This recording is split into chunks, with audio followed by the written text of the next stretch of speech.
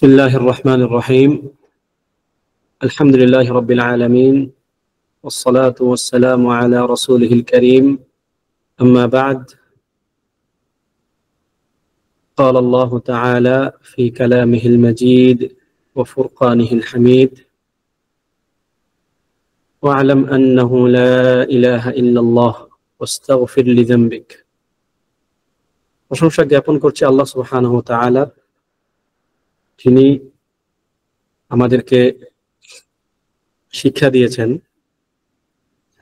দিয়েছেন কলমের মাধ্যমে, এবং সেই শিক্ষা, সেই জ্ঞান উম্মতের সবার নিকট প্রচার প্রসারের দায়িত্ব দিয়ে দিয়েছেন। এবং যার নবী আমাদেরকে বলেছেন, বাল্লিগু আন্নি ওয়ালাউ আয়া, তোমরা আমার থেকে একটি আয়াত হলেও প্রচার করো। এই মহান দায়িত্ব নিয়ে আমরা আছি। যিনি আমাদেরকে এরকম মহতি উদ্যোগে অংশগ্রহণ করার তৌফিক দিলেন, আলহামদুলিল্লাহ। আমরা সকলে তার নিকট তার প্রশংসা জ্ঞাপন করি, বলি আলহামদুলিল্লাহ। সালাতু সালাম বর্ষিত হোক আমাদের প্রাণপ্রিয় নবী মুহাম্মদ এর উপর। আল্লাহুম্মা সাল্লি আলাইহি আল্লাহুম্মা বারিক আলাইহি। সম্মানিত উপস্থিতি, আমরা যে কিতাবটি এর ক্লাস করতেছি সেটা হচ্ছে মাদখাল ইলা উলুমিশ শরিয়াহ, অর্থাৎ শারঈ ইলমে প্রবেশ করার একটা গেট। মাদখাল মানে গেট বা প্রবেশদ্বার। যে আমরা শারঈ ইলম অর্জন করার ক্ষেত্রে কোন বিষয়গুলো আমাদের প্রথমে মাথায় রাখতে হবে, এরকম কিছু মৌলিক বিষয় নিয়ে মূলত এই বইয়ের আলোচনা। আমরা সেখানে গত ক্লাসে আলোচনা করেছিলাম যে ব্যক্তি তার নিজের সঙ্গে কি আদব পোষণ করবে। সে একজন তালেবে ইলম, তার নিজের ব্যাপারে সে কি ধারণা রাখবে বা তার নিজের কি করণীয় ইলম অর্জন করার ক্ষেত্রে। তো সেখানে আমরা বেশ কিছু বিষয় আলোচনা করেছিলাম। তার মধ্যে একটা ছিল ইখলাসুন নিয়্যাহ, অর্থাৎ নিয়তকে খালেস করা, এবং হচ্ছে তার আরো বেশ কিছু কাজ তাকে করতে হবে। নিজের সঙ্গে নিজের মুআমালাতের ক্ষেত্রে তার আমল থাকতে হবে এবং আল্লাহ তাআলাকে ভয় করতে হবে। তো প্রথমে আমরা যে পয়েন্টটা নিয়ে আলোচনা করেছিলাম, গত ক্লাসে প্রায় শেষের দিকে চলে এসেছিলাম, ইখলাসুন নিয়্যাহ ফি তালাবিল ইলম, এই অধ্যায়ের মধ্যে, যে ইলম অর্জন করার ক্ষেত্রে নিয়তের মধ্যে ইখলাস ঠিক থাকা। নিয়তের ক্ষেত্রে কি ইখলাস ঠিক থাকা, এটাই বলতে পারেন যে সবচেয়ে গুরুত্বপূর্ণ ব্যাপার। আপনার যদি সব ঠিক থাকে, যদি শুধু ইখলাসটাই ঠিক না থাকে, যে আপনি আল্লাহ সুবহানাহু ওয়া তাআলার সন্তুষ্টির জন্য ইলম অর্জন করছেন না, তাহলে আপনার অন্য সকল ব্যাপারগুলি কি হবে, আপনার কোনো কাজে আসবে না। এই জন্যই নবী সাল্লাল্লাহু আলাইহি সাল্লামের একটি খুবই গুরুত্বপূর্ণ হাদিস আমরা এখন পড়বো। সেটা হচ্ছে, দেখেন, ইন্নামাল আমালু বিন্নিয়াত। ঠিক আছে, ইন্নামাল আমালু বিন্নিয়াত। এই হাদিসটি খুবই গুরুত্বপূর্ণ একটি হাদিস। আপনারা জানেন যে বুখারীর প্রথম হাদিস এটি, এবং অন্যান্য আরো অনেকগুলো কিতাবের এটি প্রথম হাদিস হিসাবে উলামায়ে কেরাম বাছাই করেন। এটি ওমর রাদিয়াল্লাহু আনহু কর্তৃক বর্ণিত একটি হাদিসে এসেছে যে সকল আমলগুলো নিয়তের উপর নির্ভর করবে। তা আপনার নিয়ত যেমন হবে, আপনার আমলগুলো তেমনই হবে। ওই হাদিসটা একটি বড় হাদিস। এর মধ্যে একটি কথা এমন আসছে যে যদি কেউ নিয়ত করে, যদি কেউ হিজরত করে এই নিয়তে যে আল্লাহ এবং তার রসুলের উদ্দেশ্যে সে হিজরত করলো, তাহলে তার হিজরতটি কি আল্লাহ এবং তার রসুলের জন্যই হবে। আর যদি তার হিজরত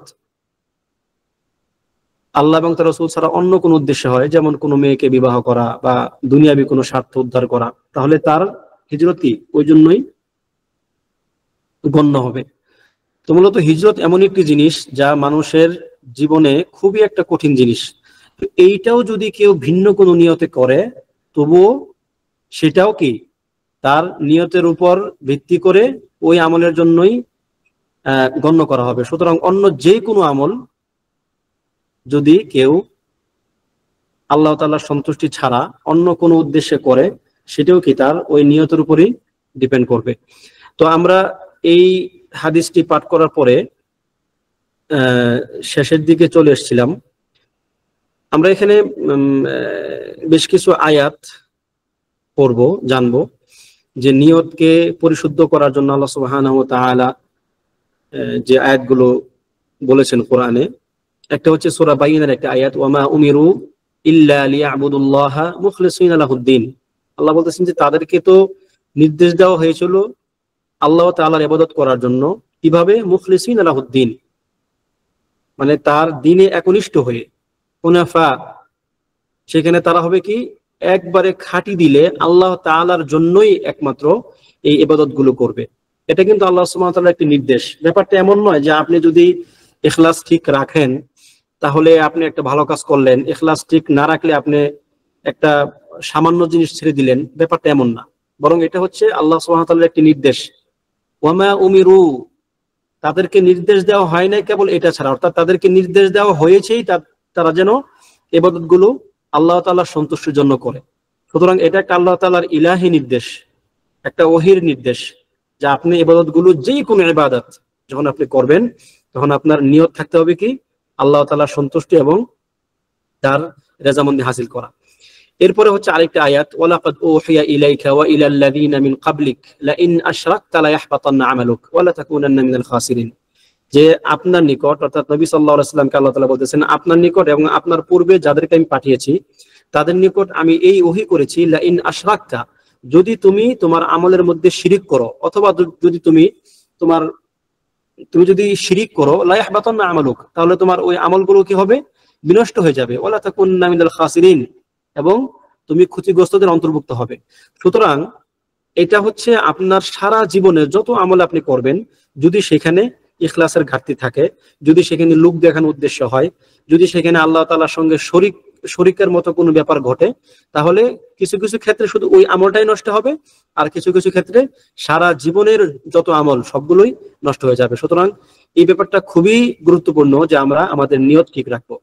তারপরে একটি হাদিস লেখক এখানে উল্লেখ করেছেন, সেটা হচ্ছে আবু হুরায়রা রাদিয়াল্লাহু আনহু বর্ণিত একটি হাদিস, যেখানে নবী সাল্লাল্লাহু আলাইহি ওয়াসাল্লাম বলছেন, ওয়ারাজুলুন তাআল্লামাল ইলমা ওয়া আল্লামাহু ওয়া ক্বারাআল কুরআন। অর্থাৎ এই হাদিসটি হচ্ছে যে কিয়ামতের দিন জাহান্নামে কাদেরকে আগে দেওয়া হবে, কাদেরকে জাহান্নামের আগুনে আগে পোড়ানো হবে, এই মর্মে হাদিসটি। তো সেখানে অন্য অনেকগুলো কাজের মধ্যে বা অন্য অনেকগুলো ব্যক্তির মধ্যে এটা একজন ব্যক্তি, যেই ব্যক্তি ইলম অর্জন করলো, কোরআন নিজে শিখলো এবং অন্যদেরকে শিখালো, ফাউতিয়া বিহি, তাকে হাজির করা হবে, ফাআররাফাহু নিআমাহু ফাআরাফাহা, তখন আল্লাহ সুবহানাহু ওয়া তাআলা তার উপর আল্লাহ তাআলা যে অনুগ্রহগুলো করেছিলেন সেগুলো তাকে স্মরণ করে দিবেন, যে তোমার মানে আমি কি তোমাকে এই এই নিয়ামতগুলো দিয়েছিলাম, ফাআরাফাহা, তখন সে জানবে এবং স্বীকার করে নিবে। তখন আল্লাহ তাআলা বলবেন, ফামা আমিলতা ফিহা, তাহলে তুমি এই নিয়ামত অনুসারে কি আমল করেছো? তখন সে বলবে, ক্বালা তাআল্লামতুল ইলম, হে আল্লাহ আমি তো ইলম অর্জন করেছি, ওয়া আল্লামতুহু ওয়া ক্বারাഅতু ফীকাল কুরআন, আমি নিজে ইলম অর্জন করেছি, অন্যকে শিখিয়েছি এবং আপনার জন্যই কুরআন তেলাওয়াত করেছি। তখন আল্লাহ তাআলা বলবেন, ক্বালা কাযাবত, তুমি মিথ্যা কথা বলতেছো, তুমি মিথ্যাবাদী, ওয়ালাকিন্নাকা তাআল্লামতাল ইলমা লিইউকালা আলিম, বরং তুমি ইলম এর জন্য অর্জন করেছো যেন তোমাকে মানুষ বলে সে একজন আলেম। ওয়া ক্বারাআতাল কুরআন লিইউকালা হুয়া ক্বারি, এবং তুমি কোরআন এই জন্য পড়েছো যেন মানুষ তোমাকে বলে যে সে একজন কারি বা কোরআনের কারি। ফাকাদ কিল, সুতরাং তুমি তোমার এই যে নিয়তে তুমি এইগুলো করেছিলে সেটা তুমি দুনিয়াতে পেয়ে গেছো, তোমাকে মানুষ কারি বলতো, তোমাকে মানুষ আলেম বলতো। সুম্মা উমিরা বিহি, এরপর তার ব্যাপারে নির্দেশনা জারি করা হবে, ফাসুহিবা আলা ওয়াজহিহি হাত্তা উলকিয়া ফিন্নার, এবং তাকে তার মুখের উপর করে তাকে টেনে হিঁচড়ে জাহান্নামে নিয়ে যাওয়া হবে। মাআদাল্লাহ। অর্থাৎ একজন ব্যক্তি তার সারা জীবন ইলমের সঙ্গে ছিল, ইলমের প্রচার প্রসারের সঙ্গে ছিল, কিন্তু তার নিয়ত ছিল কি মানুষ তাকে আলেম বলবে, তার নিয়ত ছিল যে সে যখন সুন্দর করে কোরআন তেলাওয়াত করে মানুষ তাকে কারি বলবে। এরকম নিয়তের কারণে আল্লাহ সুবহানাহু ওয়া তাআলা তার জীবনের সকল প্রচেষ্টাগুলোকে এই সংক্রান্ত সে যতগুলো আমল করেছিল সবগুলোকে বাতিল করে দিয়ে তাকে তিনি জাহান্নামে দিয়ে দিবেন। মাআদাল্লাহ। এরপর আরেকটি হাদিস এসেছে, যে হাদিসটা আমরা গত ক্লাসে আলোচনা করেছিলাম একবার, মান তাআল্লামা ইলমান মিম্মা ইবতাগা বিহি ওয়াজহুল্লাহ লা ইয়াতাআল্লামুহু ইল্লা লিয়ুসিবা বিহি আরাদাম মিনাদ দুনিয়া, যে ব্যক্তি এমন ইলম অর্জন করলো দুনিয়ার জন্য যা দ্বারা আল্লাহ তাআলার সন্তুষ্টি অর্জন করা যায়, অর্থাৎ আল্লাহ তাআলার সন্তুষ্টি অর্জন করা যায় এমন ইলম, যে ব্যক্তি শুধুমাত্র দুনিয়া অর্জনের জন্য, দুনিয়াতে কোনো কিছু একটা পাওয়ার জন্য সেই ইলমটা অর্জন করলো, তার শাস্তিটা কি? লাম ইয়াজিদ আরফাল জান্নাতি ইয়াউমাল কিয়ামা, সে জান্নাতের সুগন্ধও পাবে না। জান্নাতে কি মানে কিয়ামতের দিন সে জান্নাতের সুগন্ধ পাবে না। এবং অন্য হাদিসে আসছে যে জান্নাতের সুগন্ধ 40,000 বছর দূরত্ব থেকেও পাওয়া যায়। তার মানে সে জান্নাত থেকে এত দূরে থাকবে। কারণটা কি? সে কিন্তু ইলম অর্জন করেছিল, তো সমস্যাটা ছিল যে তার নিয়তের মধ্যে সে দুনিয়াতে কোনো একটা কিছু পাওয়ার আশা এবং আল্লাহ তাআলাকে সন্তুষ্ট করার যে ব্যাপারগুলো সেগুলো তার অন্তরে না রাখা, এইগুলো করার কারণে তার ইলম অর্জনের এই টোটাল পথটাই কি বিফলে যাবে। তারপরে আমরা যে আলোচনা করব সেটা হচ্ছে যে ইলম অর্জনে আপনার কি কি উদ্দেশ্য থাকতে পারে, আপনি কোন কোন ব্যাপারগুলো ইলম অর্জনের ক্ষেত্রে মাথায় রাখতে পারেন। প্রথমত হচ্ছে আনতানুইয়া বিল ইলমি ইমতিসাল আমরিল্লাহ। আপনি ইলম অর্জন করার ক্ষেত্রে প্রথম যে নিয়তটা আপনি করবেন সেটা হচ্ছে আল্লাহ তাআলার নির্দেশ মান্য করা। আপনাকে প্রথমে মাথায় রাখতে হবে যে আমি ইলম অর্জন করতেছি, আল্লাহ তাআলা আমাকে এই ইলম অর্জন করতে নির্দেশ করেছেন তাই করতেছি। ঠিক আছে? সেটা কি? যেমন আল্লাহ তাআলা বলেছেন ফাআলাম আন্নাহু লা ইলাহা ইল্লাল্লাহ, তুমি জানো, তুমি জেনে রাখো যে আল্লাহ ছাড়া কোনো ইলাহ নেই। ওয়াস্তাগফির লিযামবিক, এবং তোমার নিজের গুনার জন্য আল্লাহর নিকট ক্ষমা চাও। ওয়ালিল মুমিনিনা ওয়াল মুমিনাত, এবং মুমিন নরনারীদের জন্য তুমি আল্লাহর নিকট ক্ষমা চাও। দেখেন এখানে এই আয়াতটা ইমাম বুখারী রাহিমাহুল্লাহ তার সহিহ গ্রন্থে এই আয়াতটা নিয়ে এসে তিনি দলিল সাবেত করেছেন যে আল ইলমু ক্বাবলা আল কওলি ওয়াল আমাল। তিনি একটি বাব, একটি অধ্যায় রচনা করেছেন এই নামে যে আল ইলমু ক্বাবলা আল কওলি ওয়াল আমাল। অর্থাৎ ইলম হচ্ছে বলা এবং করার আগে, অর্থাৎ কাজের আগে আপনার ইলম অর্জন করতে হবে। কেন?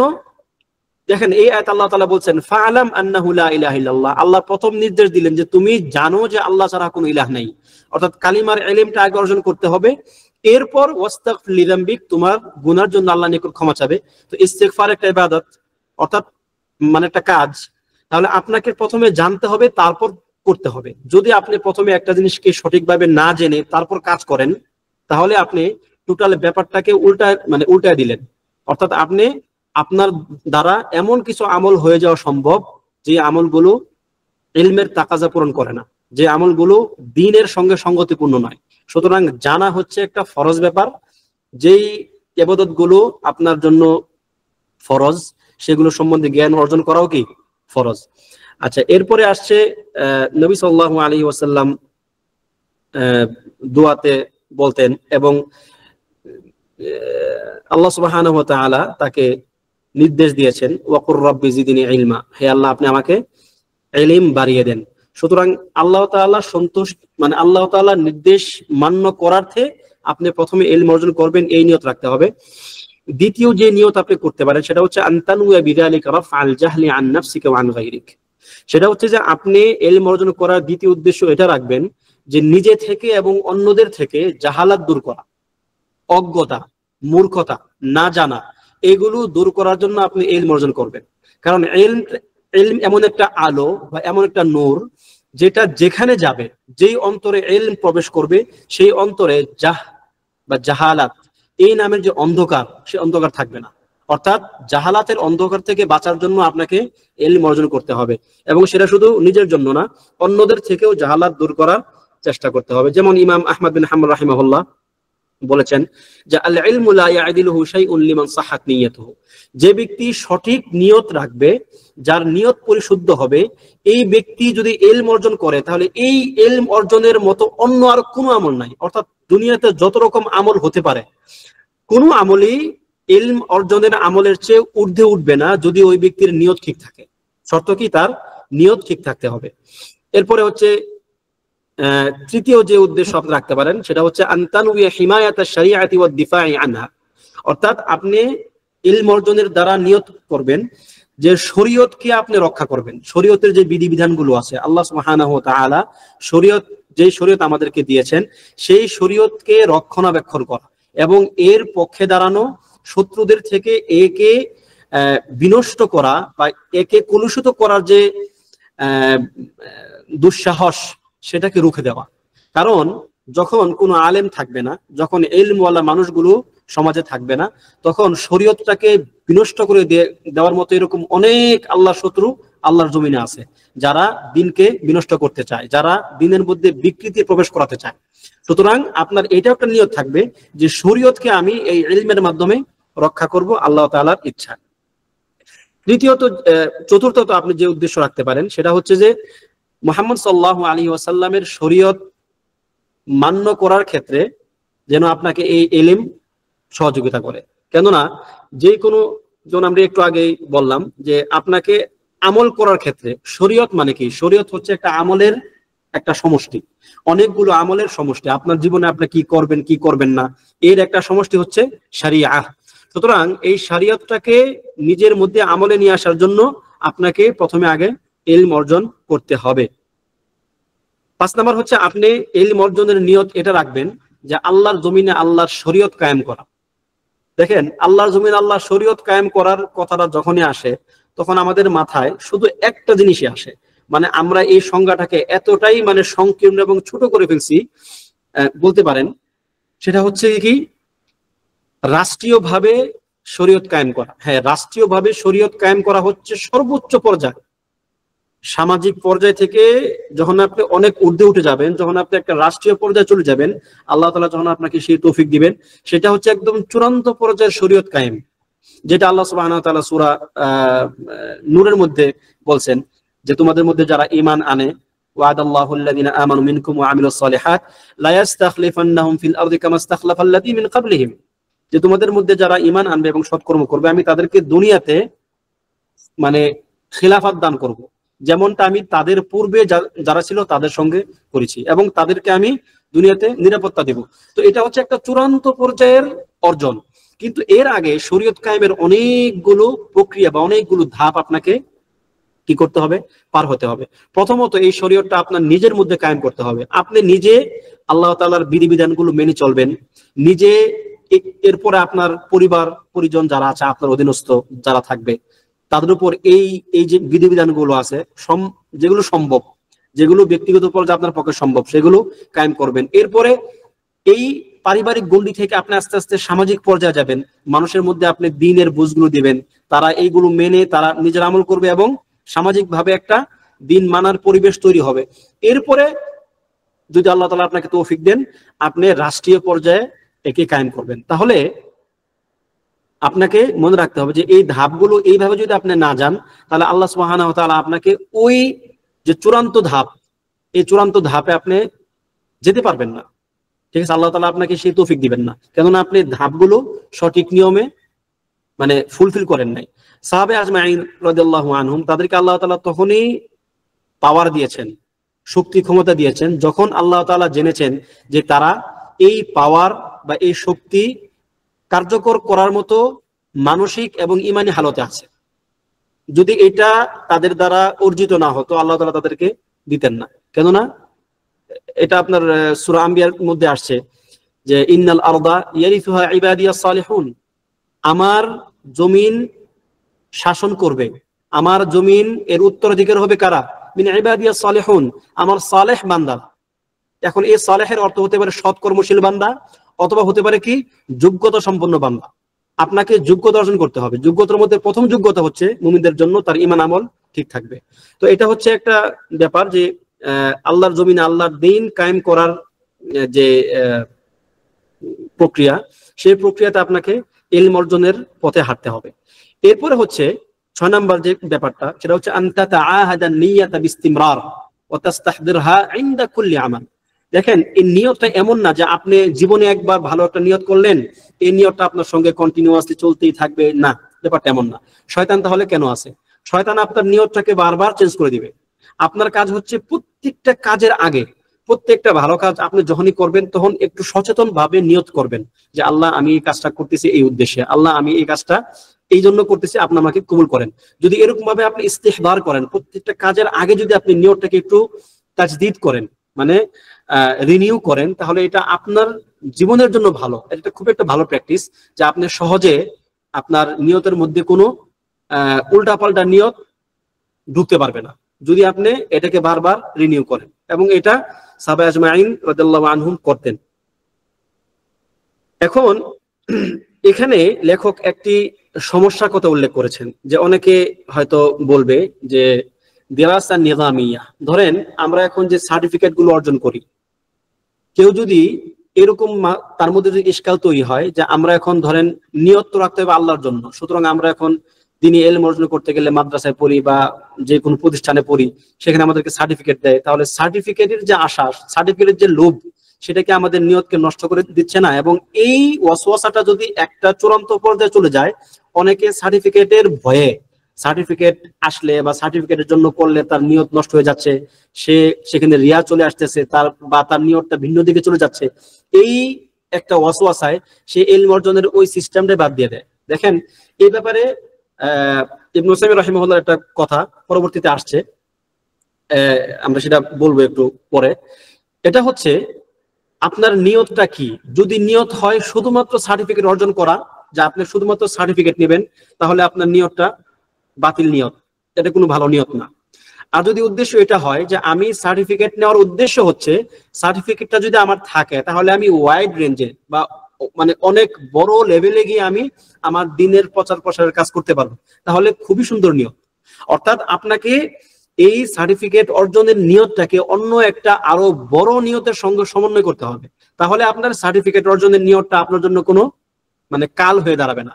কিন্তু যদি এমন হয় যে না, শুধুমাত্র সার্টিফিকেট নেওয়া, মানুষ আমাকে মানে এত বড় আলেম বলবে, মুফতি বলবে, মাওলানা বলবে বা শায়েখ বলবে, ঠিক আছে, এই ধরনের যদি কোনো নিয়ত থাকে, তাহলে আপনার জন্য এই নিয়তটা কি ভালো নিয়ত না। যেমন ইবনে উসাইমিন রাহিমাহুল্লাহ বলেছেন, ইযা কানাত নিয়াতুল ইনসান, যদি কোনো ব্যক্তির উদ্দেশ্য এটা হয় নাইলু শাহাদা, শাহাদা বা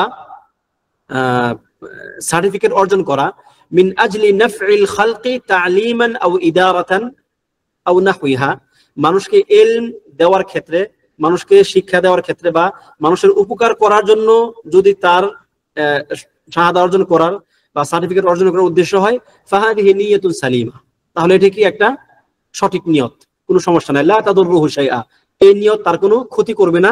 কেননা লিআন্নাহা নিয়াতুন হক, নিয়াতু হাক্কিন, কেননা এটা একটা হক নিয়ত। হ্যাঁ, এক ভাই বললেন যে সার্টিফিকেট নেওয়ার জন্য এখন প্রতিযোগিতা চলে।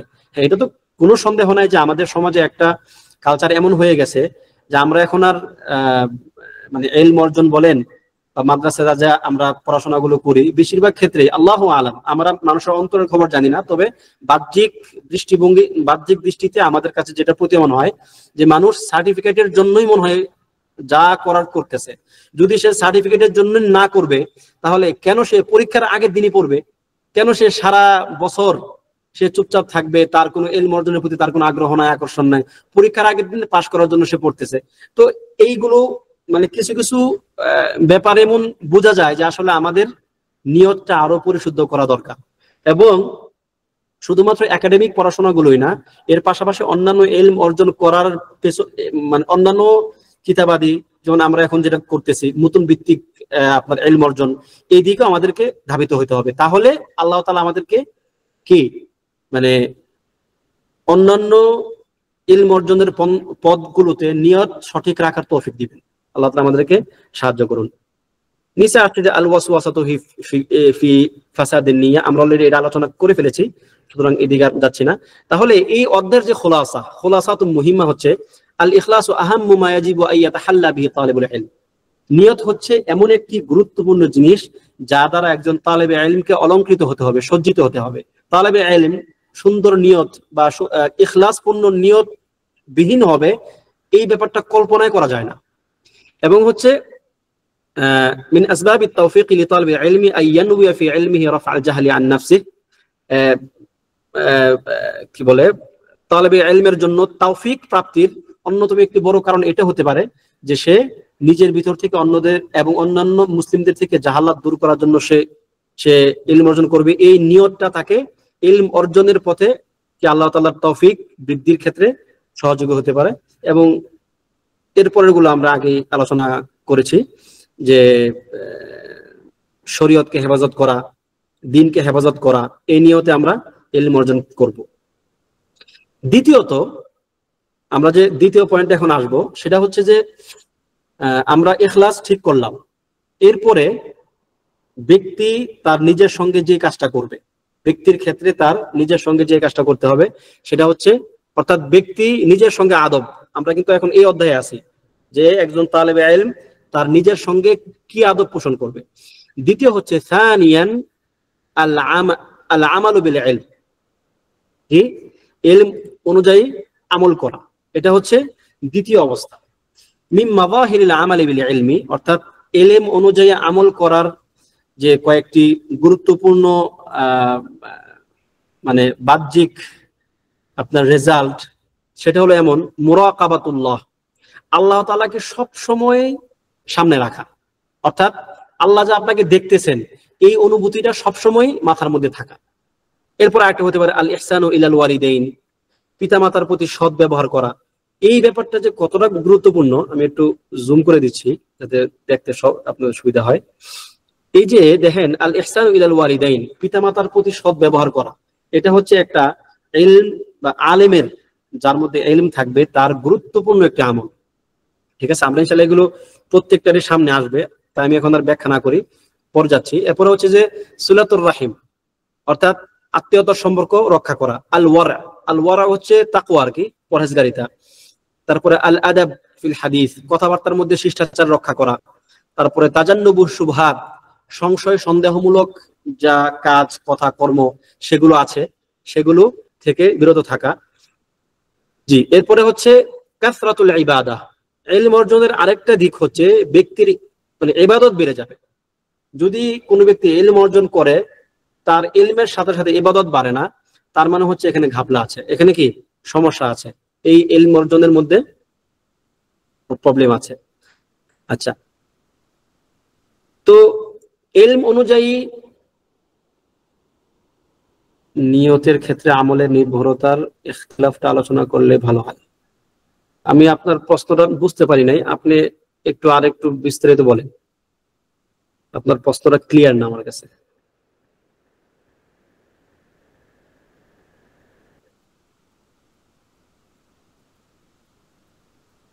নিয়তের ক্ষেত্রে আমলের মানে কি আলোচনা করলে আরো উপকৃত হবো ইনশাআল্লাহ। আমি ক্লিয়ার না আসলে, প্রশ্নটা একটু ক্লিয়ার করবেন ইনশাআল্লাহ। এরপর হচ্ছে যেটা বলছিলাম যে আসলে আমল যদি কোনো ব্যক্তির মধ্যে না থাকে, একটা কথা আছে, মানে আরবি প্রবাদে একটি কথা আছে, সেটা হচ্ছে আল ইলমু বিলা আমালিন কাশাজারাতিন বিলা সামারিন, অর্থাৎ আমলবিহীন ইলম হচ্ছে এমন যা ফলবিহীন বৃক্ষের মতো। আপনি একটা গাছ লাগিয়েছেন ফল খাওয়ার জন্য, কিছু গাছ থাকে কাঠ পাওয়ার জন্য, সেটা ভিন্ন কথা, কিন্তু আপনি একটা গাছ লাগিয়েছেন ফল খাওয়ার জন্য, আপনি এর পিছনে অনেক পরিশ্রম করেছেন, অনেক ত্যাগ তিতিক্ষা, অনেক অর্থ খরচ, অনেক কিছু করার পরে অনেকগুলো বছর তার সঙ্গে পার করার পরে দেখা গেল এই গাছ আর কোনো ফল আসছে না। তাহলে এই যে পরিশ্রমগুলো যেমন আপনার পণ্ড শ্রম হলো, আপনি যেমন কয়েকটা বছর তার পিছনে শুধুই খাটছেন, ঠিক তদ্রূপ যদি কোনো ব্যক্তির ইমানের দুঃখিত ইলমের সঙ্গে আমল না থাকে, তাহলে সে ওই ফলহীন গাছের মতো, যে তার ইলমের কোনো ফল সে পায় নাই। ইলম অর্জন করা কিন্তু সহজ কাজ না ভাই, এখানে অনেক কষ্ট করতে হয়।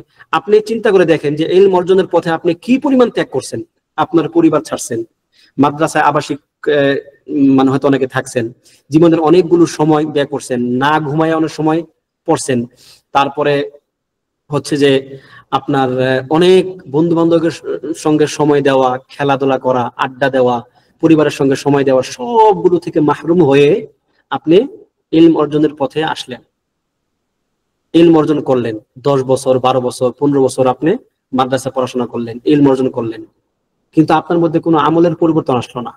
তাহলে এই 10-15 বছর, আমি দুঃখের সাথে বলছি, 10-15 বছর আপনার কোনোই কাজে আসে নাই। এই 10-15 বছর যদি আপনি ব্যবসা করতেন, আপনি যদি ইনকাম করতেন, সে অর্থ আপনি হয়তো অন্য কোনো একটা ভালো কাজে ব্যয় করতে পারতেন, কিন্তু এই ইলম দিয়ে আপনি কোনো উপকার পাবেন না। এটা খুব একটা মানে গুরুত্বপূর্ণ দিক আসলে, যে ইলম অনুযায়ী আমল করা, যেই কাজটা ইহুদিরা করতো না। যেমন এখানে লেখক একটা আয়াত নিয়ে আসলেন, মাসালুল লাযীনা হুমিলুত তাওরাত সুম্মা লাম ইয়াহমিলুহা কামাসালিল হিমারি ইয়াহমিলু আসফার। যে ইহুদিদেরকে তাওরাত দেওয়া হয়েছিল, তারা সেই দায়িত্ব নিল, এরপরে আবার সেটা তারা ছেড়ে দিল, অর্থাৎ তারা দায়িত্বটা সঠিকভাবে পালন করলো না। তাদের অবস্থা কেমন? কামাসালিল হিমারি ইয়াহমিলু আসফারা, ওই গাধার মতো, যে গাধা অনেকগুলো বইয়ের স্তূপ, মানে আসফার মানে কি, লিখিত গ্রন্থ, বইয়ের স্তূপ সে তার কাঁধের মধ্যে বহন করে, কিন্তু তার মধ্যে তার কোনো মানে ইলমের কোনো প্রভাব তার উপর নাই। সে তার এখানে যদি আপনি মানে আলুর বস্তা দেন, সেটাও যেমন গাধার উপরে, যদি আপনি মাটির বস্তা দেন তাও একই রকম, যদি আপনি ইলমের বস্তা দেন তাও একই রকম, যদি আপনি তার এখানে স্বর্ণের বস্তা দেন তবু কি তার তার অনুভূতির কোনো পরিবর্তন নেই। সে গাধা গাধাই থেকে যাবে, সে বহন করার কাজ সে বহন করেই যাবে। এই উপরে সে যা বহন করলো এর দ্বারা সে কোনো ক্রমে উপকৃত হবে না। তো এটা হচ্ছে একটা মানে একটা জঘন্যতম একটা উদাহরণ, যে আসলে আমরা যেন এমন না হয়ে যায় যে ইলমের যে বিরাট বোঝা আমরা বহন করলাম, কিন্তু বহন করার পরে আমল না করার কারণে ওটা শুধু বোঝা হয়ে থাকলো, সেটা কখনোই আর আমাকে কোনো উপকার দিল না, যেন এমনটা না হয়ে যায়। ঠিক আছে? যেমন এখানে বেশ কিছু ওলামায়ে কেরামের উদ্ধৃতি দিয়েছেন লেখক এখানে, যেমন ইমাম ইবনুল জাওজি রাহিমাহুল্লাহ তাআলা, তিনি একজন ব্যক্তি মানে একজন আলেম, তার মধ্যে ইলমের যদি মানে আমল থাকে, প্রভাব থাকে, তার মধ্যে যদি আমল থাকে ইলম অনুযায়ী, তাহলে এই আমলটা তার ছাত্রদের উপরে কিরকম প্রভাব ফেলে তিনি এর একটা বর্ণনা দিলেন, যে লাকিতু মাশায়েখ আহওয়ালুহুম মুখতালিফা, আমি অনেক শায়েখ মাশায়েখদেরকে দেখেছি যাদের অবস্থা বিভিন্ন রকম, অর্থাৎ ইয়াতাফাওয়াতুনা ফি মাকাদিরিহিম ফিল ইলম, তারা কি বলে ইলমের ক্ষেত্রে তারা একজন আরেকজনের চেয়ে কম বেশি, হয়তো কেউ একজন ইলমে মানে আগায় গেলেন, কেউ তার চেয়ে একটু কম, তারা কি ইলমের ক্ষেত্রে কম বেশি আছেন। ওয়াকানা আনফাউহুম লি ফি সুহবাতিহি আল আমিলু মিনহুম বিইলমিহি, এবং এই সমস্ত শায়েখ মাশায়েখদের সঙ্গে যাদেরকে আমি দেখেছি, যাদের অনেক ইলম কারো একটু কম ইলম, তাদের মধ্য থেকে ওই শায়েখের দ্বারা বা ওই শায়েখের সুহবত আমাকে অনেক বেশি উপকৃত করেছে যার ইলম অনুযায়ী আমল বেশি। ওয়া ইন কানা গায়রুহু আ'লামু মিনহু, যদিও এমন ছিল যে তার মানে মানে অন্যজন তার চেয়ে ইলমে অনেক বেশি, শায়েখের কাছ থেকে আমি হয়েছি যার আমল বেশি, হতে পারে তার চেয়ে ইলম বেশি অন্য মানে আরেকজন শায়েখ, আমি তার দ্বারা উপকৃত কম হয়েছি। তার মানে এটা আপনার ছাত্রদের উপরে বা যাদেরকে আপনি ইলম শিক্ষা দিচ্ছেন তাদের উপরে এটা একটা গুরুত্বপূর্ণ প্রভাব ফেলে, যে আপনি কি আসলেই মানে ইলম অনুযায়ী আমল করেন কিনা। যদি ইলম অনুযায়ী আমল করেন তাহলে আপনার ছাত্রদের উপরে এর একটা তাসির পড়বে, একটা প্রভাব পড়বে। একটি শের এখানে লেখক উল্লেখ করেছেন, সেটা হচ্ছে যে ইদাল ইলমু লাম তা'মাল বিহি কানা হুজ্জাতান আলাইকা ওয়া লাম তু'যার বিমা আনতা হামিলু। কত সুন্দর কথা, যে যখন তোমার মধ্যে এমন ইলম আসবে যা দ্বারা তুমি আমল করবে না, ওই আমলবিহীন ইলমটা তোমার জন্য হুজ্জাত হয়ে থাকবে, তোমার বিরুদ্ধে কি হুজ্জাত হবে, তোমার বিরুদ্ধে সাক্ষী দিবে। ওয়া লাম তু'যার বিমা আনতা হামিলু, আর তুমি যে এত ইলম অর্জন করে আছো, এই ব্যাপারটা তোমাকে মানে মাযুর করবে না, অর্থাৎ তুমি এই ইলম অর্জন করার জন্য এই হুজ্জাত থেকে তুমি বাঁচতে পারবে না। সুতরাং আমাদেরকে অবশ্যই মনে রাখতে হবে যে ইলম অর্জন করার পাশাপাশি আমাদেরকে আমলটাও যেন আমাদের জীবনে আসে সেদিকে খেয়াল রাখতে হবে। এটা গুরুত্বপূর্ণ একটি আদব যেটা তালেবে ইলম তার নিজের সঙ্গে বজায় রাখবে। কেননা যেমন এখানে খাতিব বাগদাদির একটি কথা বলা হয়েছে, যাম্মু মান লা ইয়ামালু বিইলমিহি। ঠিক আছে, এখানে দুঃখিত,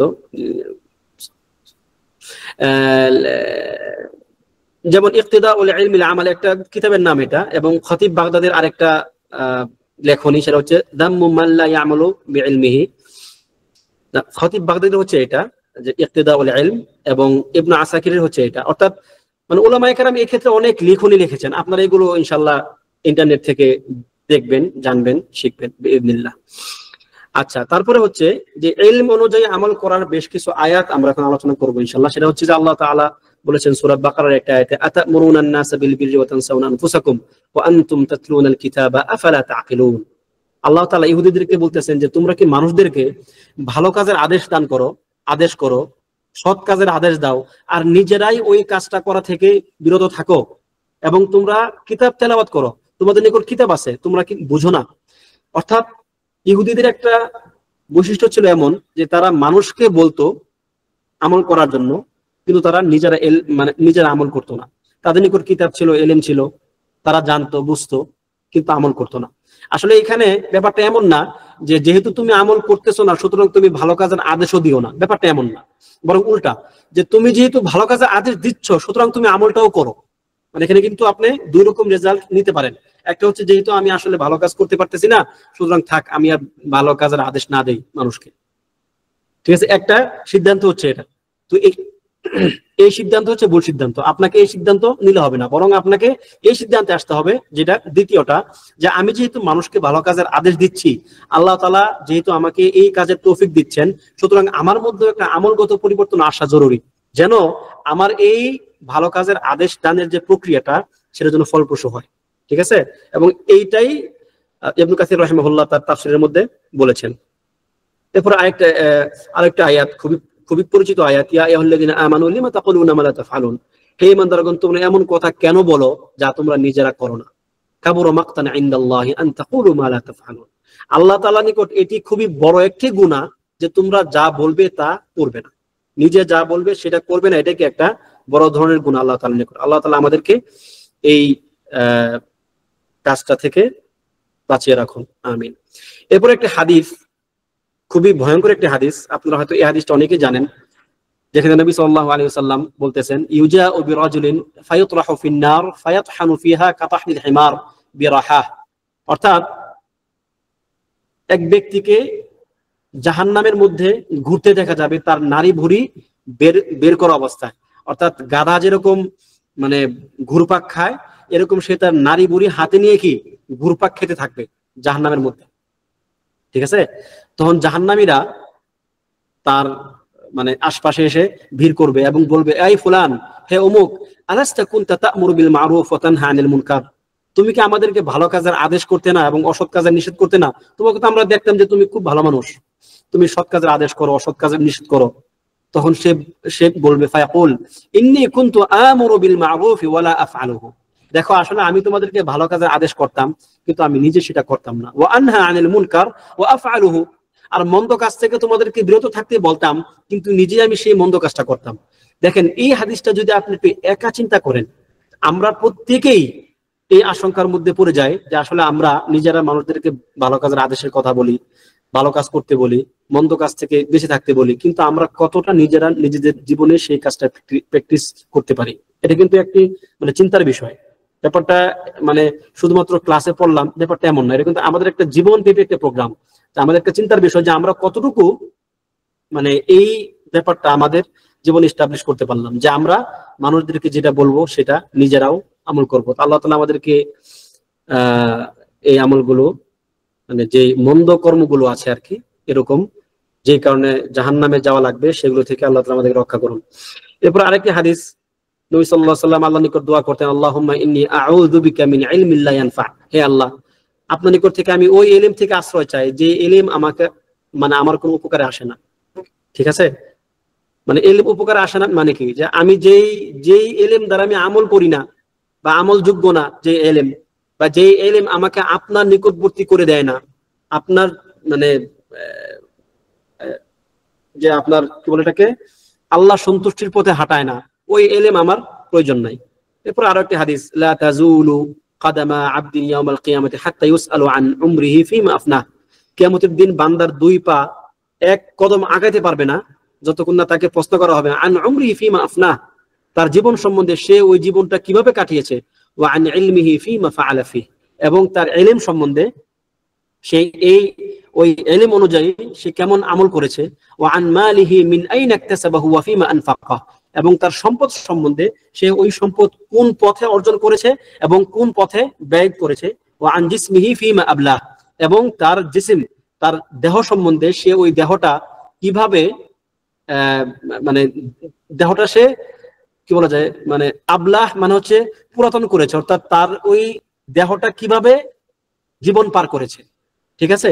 সুতরাং এইগুলো হচ্ছে মানে এমন মৌলিক ইস্যু, যে ইস্যুগুলোর কারণে আমাদেরকে কিয়ামতের দিন মানে থামিয়ে দেওয়া হবে আর কি, মানে আপনি সামনে আগাতে পারবেন না। এগুলো হলো এমন কিছু ইস্যু। তারপরে এখানে আরো কিছু কওল আছে, আমরা জাস্ট ইয়ের জন্য যেন একটু সংক্ষেপ করতে পারি সেজন্য একটু স্কিপ করছি। তারপর হচ্ছে আসারুল ইলমি, আসারুল আমালি বিল ইলম, অর্থাৎ বান্দা যখন ইলম অনুযায়ী আমল করবে তার আসারটা কি। ইয়াযহারু আসারুল ইলমি, আসারুল আমালি বিল ইলমি আলা মাযহারি তালিবিল ইলমি ওয়া মাখবারিহি, ইয়াযহারু ফি ইবাদাতিহি ওয়া খাশিয়াতিহি ওয়া ফি আখলাকিহি ওয়া সামতিহি, অর্থাৎ ব্যক্তি যখন ইলম অনুযায়ী আমল করবে সেটা তার জীবনের মধ্যে প্রকাশ পেতে হবে। তার মানে তার আল্লাহ ভীতি বেড়ে যেতে হবে। তার ধরেন সালাতের মধ্যে তার সে একটু মুবাক্কির হবে, সে প্রথম কাতারে থাকার চেষ্টা করবে, আওয়াল ওয়াক্তে সালাত পড়ার চেষ্টা করবে, মন্দ কাজগুলো থেকে বেঁচে থাকার চেষ্টা করবে, এরপরে সারাক্ষণ জিকির আজকারের মধ্যে থাকার চেষ্টা করবে, তার প্রতিবেশীর সঙ্গে সুন্দর আচরণ করার বা তাদের সঙ্গে সুন্দর সম্পর্ক রক্ষা করার চেষ্টা করবে, মন্দ বাক্য, মন্দ কথা যা অন্যকে কষ্ট দেয় বা পরিবেশ নষ্ট করে এরকম কথা থেকে সে বিরত থাকবে।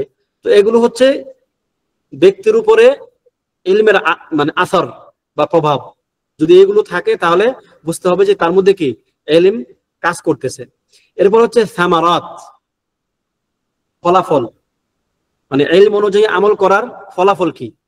ফলাফল হিসাবে আপনি কয়েকটা জিনিস পাবেন, সেটা হচ্ছে যে জুম করি, আল মাহাব্বাতু ফি কুলুবিল খালক, অর্থাৎ বান্দাদের মধ্যে আপনার ব্যাপারে ভালোবাসা তৈরি হবে। আল্লাহ তাআলা মানুষের মধ্যে আপনার প্রতি ভালোবাসা তৈরি করে দেবেন, ঠিক আছে, আপনি যদি ইলম অনুযায়ী আমল করেন। এবং ওয়াস সাআদাতু ওয়ানশিরাহুস সাদর, আপনার বক্ষ প্রশস্ত হয়ে যাবে, আপনার মন মানে শান্ত থাকবে, আপনার জীবনে সৌভাগ্য নেমে আসবে। এরপর হচ্ছে আল ইআনাতু আলা হিফযিল ইলমি ওয়া দাবতিহি, যদি আপনি ইলম অনুযায়ী আমল করেন তাহলে ওই ইলমটা দীর্ঘদিন আপনি হেফাজত করতে পারবেন, অর্থাৎ ইলম মুখস্থ রাখাটা আপনার জন্য সহজ হবে। মানে এই ব্যাপারে অনেক আমাদের কথা ইনশাআল্লাহ সামনে আসবে, প্রত্যেকটার পয়েন্ট একটা পয়েন্টের আলোচনা আসবে। তারপর হচ্ছে আয-জিয়াদাতু ফিল ইলম, আপনার ইলম আরো বেড়ে যাবে। আস-সালামাতু মিনাল আওয়াকিবিস সাইয়্যিআহ, মন্দ পরিণতি থেকে নিরাপদ থাকতে পারবেন। তো এগুলো হচ্ছে মোটা দাগে মানে যদি কোনো ব্যক্তি ইলম অনুযায়ী আমল করে সে এই উপকারগুলো পাবে।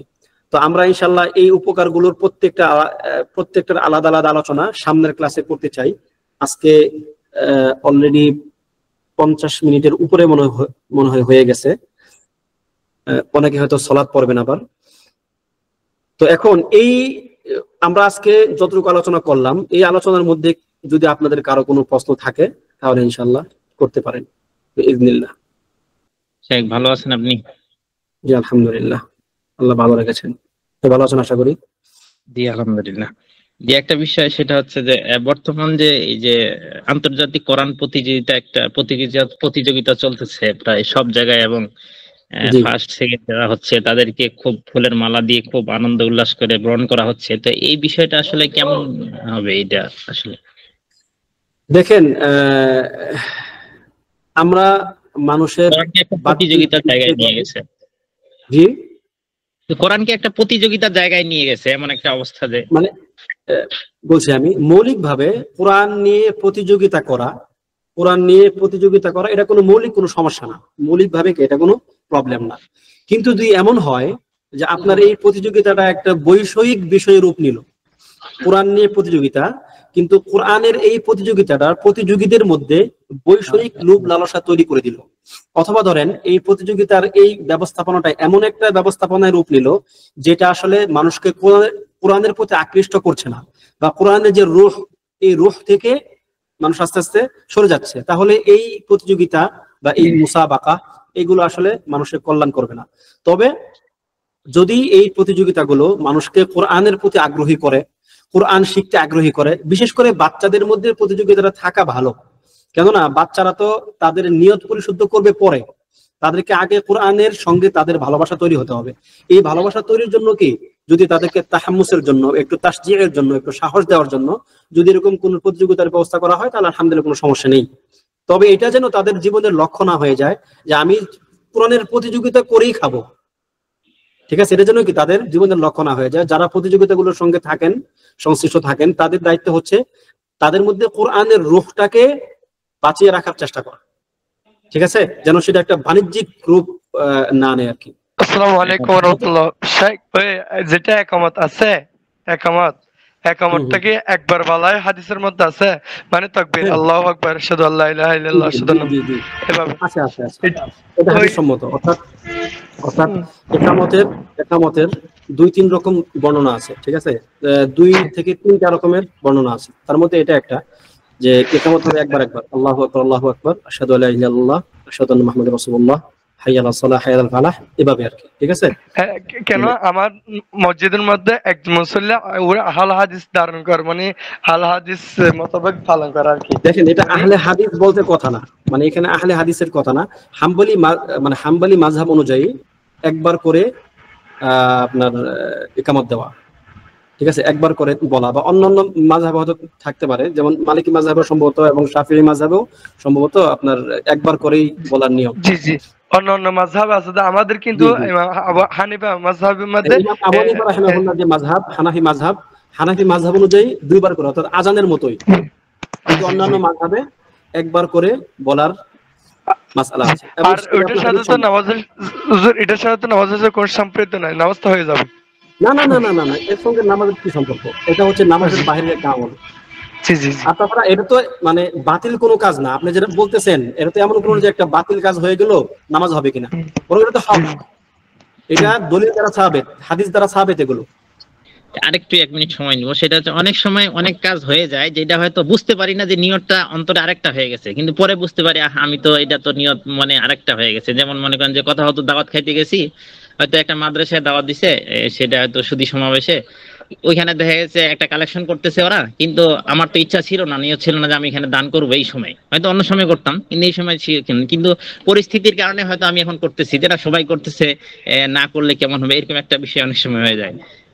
কোনো সমস্যা নাই। ধরেন মুমিন ব্যক্তি যদি একটা কাজের কোনো প্রকার নিয়ত নাও করে, যদি কাজটা ভালো হয় তো আল্লাহ তাকে সওয়াব দিবেন। তবে যদি কোনো খারাপ নিয়ত করে, মানুষকে দেখানোর নিয়ত করে, তাহলে সে সেখানে আর কোনো সওয়াব পাবে না।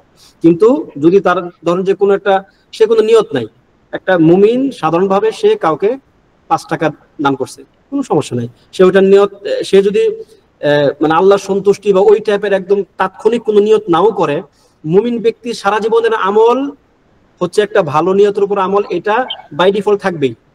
ঠিক আছে, তো সেই হিসেবে ইনশাআল্লাহ আপনার কোনো সমস্যা নেই। এবং হচ্ছে যে যদি বিশেষ কোনো পরিস্থিতিগত কারণে পরিস্থিতির মধ্যে এসে আপনাকে দেওয়া লাগে, তাও কোনো সমস্যা নাই। নবী সাল্লাল্লাহু আলাইহি ওয়াসাল্লামের সময় এরকম মানে যখন মানুষকে সাদাকার জন্য উদ্বুদ্ধ করতেন, মহিলারা তাদের কানের দুল খুলে দিত, নাকের ফুল খুলে দিত, পুরুষরা তাদের তাৎক্ষণিক সাথে যা থাকতো তাই তারা দিয়ে দিত। তারা তো আগে নিয়ত করে আসে নাই।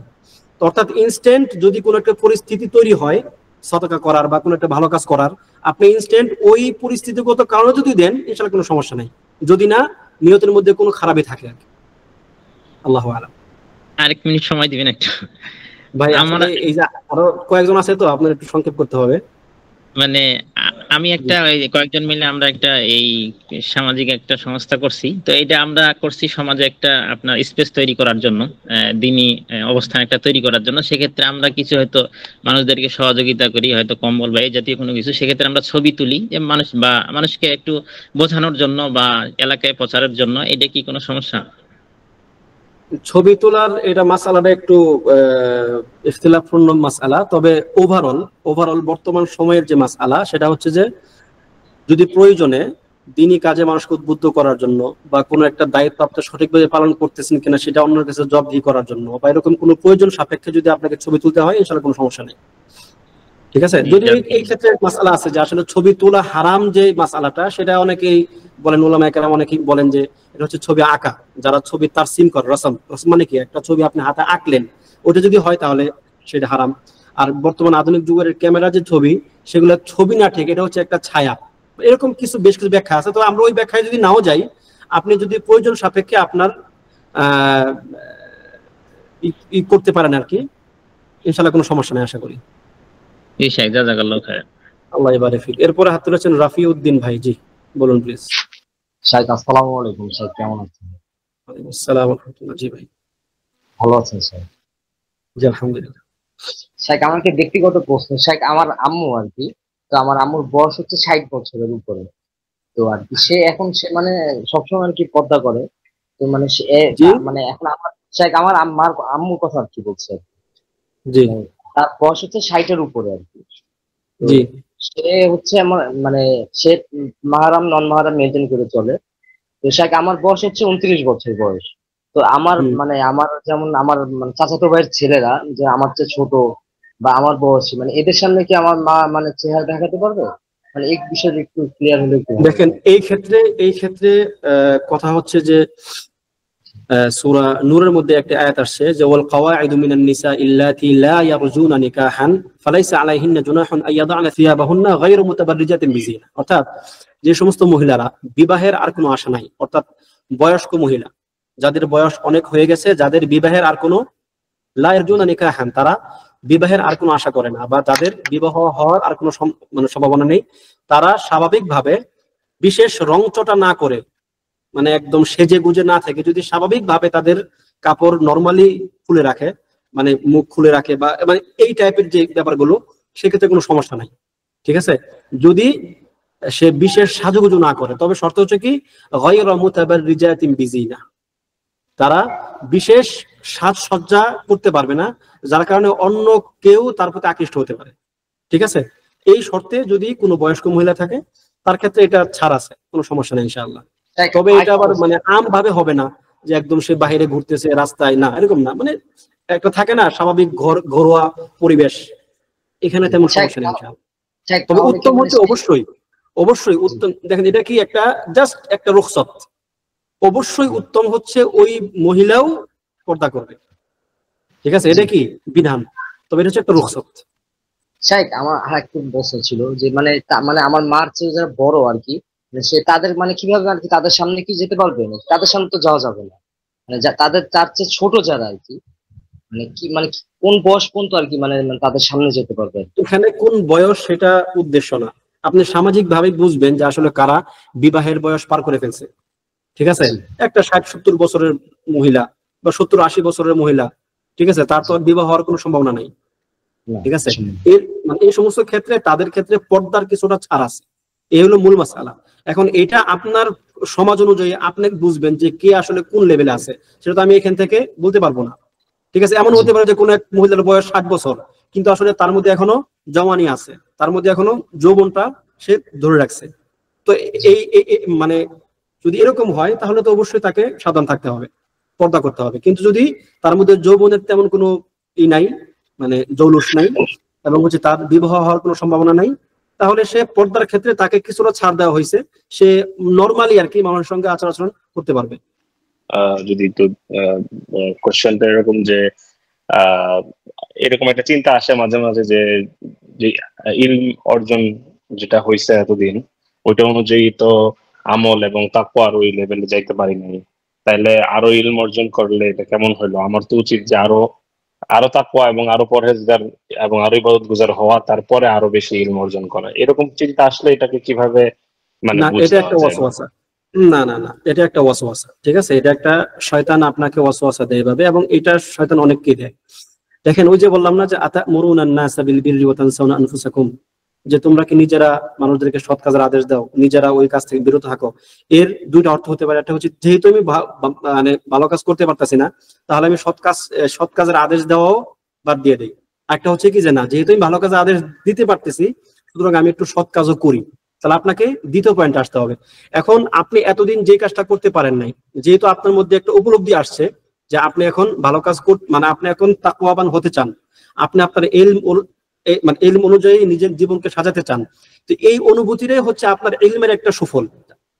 ঠিক আছে, আল্লাহ তাআলা আপনাকে ওই ইলমের একটা সুফল এটা দিয়েছেন যে আপনার মধ্যে এখন এই যে একটা মানে শউর অনুভূতি, যা আপনার আগে ছিল না, এখন সেটা আসছে। আলহামদুলিল্লাহ, আপনি এখন ইলম অর্জনের কাজটাও চালিয়ে যাবেন, পাশাপাশি হচ্ছে আপনার এই তাকওয়া অর্জনের যে কাজ, নিজের মধ্যে তাকওয়া নিয়ে আসা, সেই কাজটা আপনি একাধারে করবেন ইনশাআল্লাহ, কোনো সমস্যা নেই।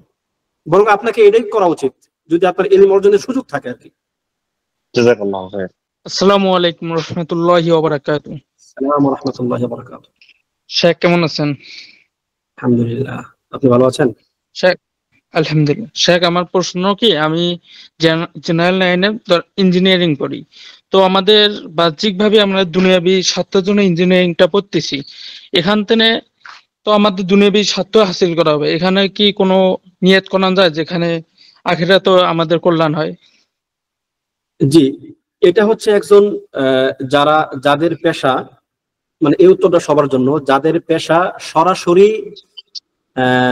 বাহ্যিক দৃষ্টিতে দেখলে মনে হয় না যে এটা কোনো আখিরাতের সঙ্গে সম্পৃক্ত, নিছক দুনিয়াবি পেশা মনে হয়, এরকম যারা মানে যারা এই সমস্ত পেশার মধ্যে আছেন তাদেরকে আমরা বলছি, দেখেন, মুমিন ব্যক্তির বা মুমিনের জীবনের কোনো কিছুই মানে আখিরাত বিমুখ না। জাস্ট সে নিয়তটা চেঞ্জ করে ফেলবে। আপনি ইঞ্জিনিয়ারিং বলেন, ডাক্তারি বলেন, মানে আরো যত রকমের কাজ আছে, আপনি দিনমজুর, কোনো সমস্যা নাই, দিন মজুরের যে কাজ, এটার মধ্যেও আপনি আল্লাহ তাআলার সন্তুষ্টি নিয়ে আসতে পারবেন। এখন এটা হচ্ছে প্রত্যেকটা কাজ ভেদে আপনাকে ওই পরিস্থিতিটা একটু চিন্তা করতে হবে যে এখানে আমি কি একটা ভালো নিয়ত করতে পারি, বা আমার এই যে যোগ্যতাটা, এই যোগ্যতাটা আমি কিভাবে দিনের জন্য, উম্মতের জন্য, মুসলিম উম্মার জন্য বা আখিরাতের জন্য আমি কিভাবে ব্যয় করতে পারি। জাস্ট একটু চিন্তা করে আপনাকে বের করতে হবে, আর কোনো কিছু না। বাকি দুনিয়ার কোনো কাজ, এমন কোনো কাজ নাই যদি সেটা মানে আল্লাহ তাআলার অবাধ্যতার কাজ না হয় আর কি। ঠিক আছে, আল্লাহ তাআলার অবাধ্যতার কাজ আপনি ভালো নিয়তে করলেন, ব্যাপারটা এমন হবে না, এটা আবার মানে হারাম। কিন্তু যেগুলো মুবাহ কাজ, যেগুলো স্বাভাবিকভাবে জায়েজ, এরকম সকল কাজগুলোই আপনি কোনো একটা ভালো নিয়ত রাখতে পারেন। ঠিক আছে, আপনি ইঞ্জিনিয়ারিং করতেছেন, দেখেন, আপনি যদি ইঞ্জিনিয়ারিং করে ভবিষ্যতে কোনো একটা মসজিদের ডিজাইন করেন, জাস্ট একটা কথার কথা আর কি, আপনি একটা মসজিদের ডিজাইন করলেন, এই মসজিদে যতগুলো মানুষ যত জীবন নামাজ পড়বে এর একটা অংশ ইনশাআল্লাহ আপনি পেয়ে যাবেন। আপনি ইঞ্জিনিয়ারিং করতেছেন, ধরুন যে আপনি কনস্ট্রাকশন ইঞ্জিনিয়ার, আপনি এমন একটা বিল্ডিং এর ডিজাইন করে দিলেন, আপনার ডিজাইন অনুযায়ী একটা বিল্ডিং হলো, ওখানে জীবনে যতগুলো ভালো কাজ হবে ওই বিল্ডিং এর মধ্যে আপনি একটা মানে একটা সব আপনি পাবেন। তো এই ক্ষেত্রে আপনার নিয়ত রাখতে হবে যে আমি আমার এই এলিম দ্বারা জীবনে যা কাজ করব প্রত্যেকটার মধ্যে আমি একটা ভালো নিয়ত করব। ঠিক আছে, তাহলে আপনার ওই টোটাল জীবনের যে মানে ইলম অর্জনের বা এই সুনির্দিষ্ট যে যে আপনার জ্ঞানটা, শাস্ত্রটা আপনি অর্জন করছেন, এই টোটাল জীবনটাই আপনার ভালো কাজ হিসাবে বিবেচিত হবে, এই আর কি। আর যদি ওই যে বললাম একটা হাদিস, যে যে ইলম দ্বারা আল্লাহ তাআলা সন্তুষ্টি অর্জন করা যায়, সেটা যদি কেউ শুধুমাত্র নিজের দুনিয়াবি অর্জনের জন্য করে তাহলে সে জান্নাতের গান পাবে না। তো আপনি ঠিক এই কাজটাও যদি মাত্র শুধুমাত্র দুনিয়া, আল্লাহর কোনো সন্তুষ্টি নাই, কোনো কিছু নাই, কোনো ভালো নিয়ত নাই, বা কোনো ভালো মানে কাজ আপনি করেনও না, যদি এমন হয় তাহলে আল্লাহ না করুক ওই হাদিসের আওতার মধ্যে আবার মানে চলে আসতে পারেন। এই জন্য ভালো নিয়ত করেন, ইনশাআল্লাহ কোনো সমস্যা নেই, এবং একাধিক নিয়ত করেন। সাহাবায়ে কেরাম এবং অন্যান্য উলামায়ে কেরাম, আমাদের সালফে সালেহিনের সুন্নাহ ছিল যে তারা একটা কাজের অনেকগুলো নিয়ত করতেন, যাতে শুধুমাত্র যদি সে কাজটা নাও করতে পারে, যদি যাতে করে সে নিয়তের সওয়াবটা পেয়ে যায়। মানে নিয়তের ব্যাপারটা একদম আজীব একটা ব্যাপার, আপনি কাজ না করতে পারলে আপনার সওয়াব হবে ইনশাআল্লাহ, এরকম আর কি। জাযাকাল্লাহু খাইরান। আসসালামু আলাইকুম। এরপর হচ্ছে সাফায়েত হোসেন শাহরুখ ভাই। আসসালামু আলাইকুম উস্তাদ, কেমন আছেন? আলহামদুলিল্লাহ, আপনি ভালো আছেন? জি আলহামদুলিল্লাহ ভালো আছি। জি জি, আমার প্রশ্ন হচ্ছে যে ইলম অর্জন করলে যে রিয়া আসে, লোক দেখানো, এটা থেকে বাঁচার একটু ছোটখাটো উপায়গুলা বলতেন। দেখেন, রিয়ার যে মানে এটার বাঁচার জন্য ছোটখাটো কোনো কাজ নাই। রিয়া থেকে বাঁচাটা কি ছোটখাটো কোনো কাজ না, মানে অন্তরকে ইখলাসের মধ্যে নিয়ে আসা, এটা কোনো একদমই কোনো নগণ্য কাজ না। এটা ইমাম সুফিয়ান আস-সাউরি রাহিমাহুল্লাহ বলছেন যে আলাজতু, মানে আমার নিয়তের সঙ্গে আমি মুআমালাত করেছি, তাকে আমি সংশোধন করার জন্য কাজ করেছি 30 সানা, 30 বছর। তার মানে ব্যাপারটা সহজ না। এখন তাহলে আপনাকে করতে হবে কি, এই ক্ষেত্রে আপনাকে রিয়ার যে মূল মানে মাসআলাগুলো সেটা আগে জানতে হবে। রিয়া দুইটা অবস্থা থেকে বেঁচে থাক, মানে দুইটা অবস্থার বাইরে যাবে না। এক হচ্ছে আপনি যখন আপনার মধ্যে রিয়ার নিয়ত মানে লোক দেখানোর জন্য একটা চিন্তা ভাবনা চলে আসলো, হয় আপনি আপনার এই অবস্থাটাকে ছেড়ে দিবেন যে ঠিক আছে হোক চলুক, একটা হচ্ছে আপনাকে মানে আপনি এটাকে রদ করার চেষ্টা করবেন। জাস্ট আপনি রদ করার চেষ্টা করেন। যদি কেউ তার নিয়তের মধ্যে রিয়া চলে আসে, রিয়া কিন্তু চলে আসলে কিন্তু তার আমল বাতিল হবে না, তার ইলম অর্জনের আমল হোক, তার সালাত হোক, তার যাকাত হোক, তার হজ হোক, তার সওম হোক, যদি সে তার নিয়তকে ছেড়ে দেয় যে ঠিক আছে মানুষ দেখতেছে, তার মধ্যে আসলো, সে আস্তে আস্তে আস্তে আস্তে ওইদিকেই ধাবিত হয়ে গেল মনে মনে, তাহলে তার আমলটা বাতিল হবে। কিন্তু যদি সে এটাকে রদ করার চেষ্টা করে যে না না আমাকে ঠিক থাকতে হবে, আমার নিয়ত ঠিক ঠিক থাকতে হবে, আপনি তাৎক্ষণিক আউযুবিল্লাহ পড়বেন, মানে আপনি চেষ্টা করতেছেন যেন আপনার রিয়া না হয়। এই চেষ্টাটা আপনাকে করে যেতেই হবে। এক সময়ে গিয়ে দেখবেন যে এই চেষ্টার বদৌলতে আল্লাহ তাআলা আপনাকে রিয়া থেকে মুক্ত রাখবেন। যেমন একটা দোয়া আছে, বেশি করে দোয়া করতে হবে। দোয়া আছে একটা যে আল্লাহুম্মা তাহির কলবি মিনান নিফাক, হে আল্লাহ আপনি আমার অন্তরকে নিফাক থেকে মুক্ত রাখেন, পবিত্র রাখেন। ওয়া আমালি মিনার রিয়া, এবং আমার আমলকে রিয়া থেকে, ঠিক আছে।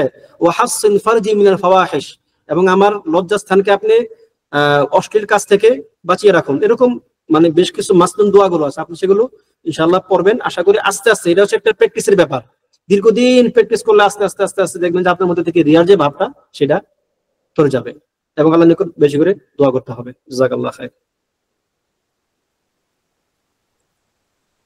এরপর হচ্ছে আশরাফ হোসেন ভাই। জি ভাই বলুন। আসসালামু আলাইকুম, শেখ ভালো আছেন? আলহামদুলিল্লাহ। জি ভাই, আপনি ভালো আছেন? জি আলহামদুলিল্লাহ। শেখ, জি এখন হলো আমাদের এলাকায় দেখা যায় ওই বেদাতি আছে, মানে যারা সুন্নি দাবি করে। তো এখন আসলে তারা বিভিন্ন বেদাতি কর্মকাণ্ডের সাথে জড়িত।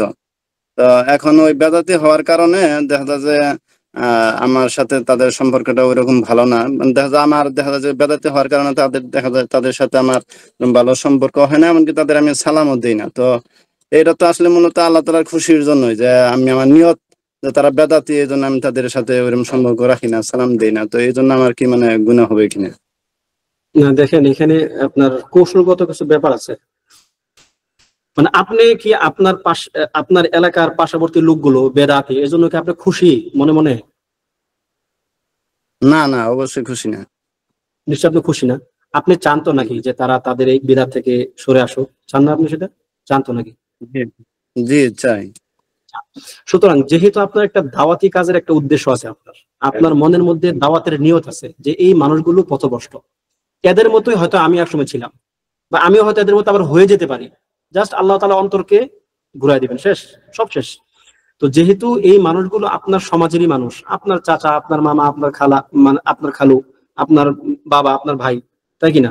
এই জন্য কাজ হচ্ছে যে আমাদেরকে, যেহেতু আমরা বেদাত করে এরকম অনেক লোকের মাঝেই বসবাস করি, এরকম অনেক লোক আছে আমাদের আশপাশে, তো আমাদেরকে তাদেরকে পরিত্যাগ করলে হবে না ভাই। একটা হচ্ছে যে না, অন্তর থেকে আপনি তাদের বেদাতটাকে মানে ইনকার করেন, কোনো সন্দেহ নাই। কিন্তু যেহেতু আপনি একজন দাঈ ইলাল্লাহ, আল্লাহর পথে আপনি দাওয়াত দিবেন, আপনাকে তাদের সঙ্গে স্বাভাবিক আচার আচরণ ঠিক রাখতে হবে, ঠিক আছে? মানে তাদেরকে এভাবে না যে আজকে থেকে তোমার সঙ্গে আমার শেষ, তুমি একদিকে আমি একদিকে, ব্যাপারটা এরকম না আর কি। যদি এরকম করেন তাহলে আপনি ওই এলাকায় আপনি ছেড়ে দেন। আপনি ওইখান থেকে যদি আপনি মনে করেন যে এটা এমন একটা এলাকা যেখান থেকে আমার আর কোনো আশা নাই, বা আমার পক্ষে তাদেরকে দাওয়াত দেওয়া সম্ভব না, আমার সেরকম যোগ্যতাও নাই, তাহলে আপনি হিজরত করে এখান থেকে আপনি যান, আপনি অন্য জায়গায় চলে যান।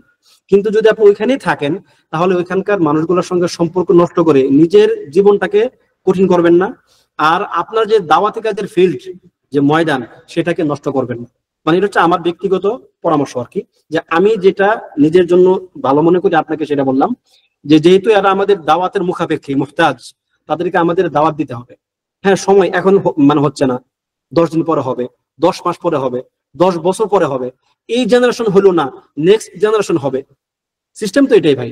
দেখবেন যে আমাদের বাপদাদাদের এই কয়েক বছর আগেই হয়তো দেখা যাবে যে মানে আমাদের বাপ দাদারা ওরকম মানে আমলদার কেউ ছিল না, বা অনেকে হিন্দু ছিল, অনেকে কাফের ছিল। আল্লাহ তাআলা তো তাদের জেনারেশন থেকে আমাদেরকে আল্লাহ তাআলা বের করলেন, যারা আমরা আল্লাহ তাআলাকে ডাকতেছি। সুতরাং আমাদের দাওয়াতি একটা মানসিকতা রাখতে হবে, কেননা আমরা তো কোনো একটা ইসলামী ভূখণ্ডে বসবাস করতেছি না যেখান থেকে কয়েকটা বেদাতিকে মানে সরাই দিলে আমার সমাজ বেদাত মুক্ত হয়ে যাবে। না, ব্যাপারটা এমন না, বরং আমরা বেদাতের মধ্যেই থাকি, শিরকের মধ্যেই থাকি। সুতরাং আপনি যদি শিরকের মধ্যে থেকে যদি আপনি সকলের সঙ্গে একদম সম্পর্ক ছিন্ন করে দিয়ে দাওয়াতে কাজ মানে নষ্ট করার পরিবেশ তৈরি করে দেন, তাহলে তো ভাই আসলে এটা মানে ওয়াইজ হবে না আর কি। আল্লাহু আলাম। শায়েখ, মানে আসলে যারা আমি যাদের কথা বলতেছি আসলে তারা এমনি সাধারণ মানুষ না, দেখা যায় বিভিন্ন মসজিদে ইমামতি করে, ঠিক আছে, মানে তারা কঠোর আর কি, এমনি সাধারণ মানুষ তাদের সাথে সম্পর্ক তো আছে। যদি আপনি মনে করেন যে ওই ব্যক্তিকে মানে সংশোধন করা আপনার সাধ্যের বাহিরে, আপনি তার আশপাশে যাবেন না, শেষ।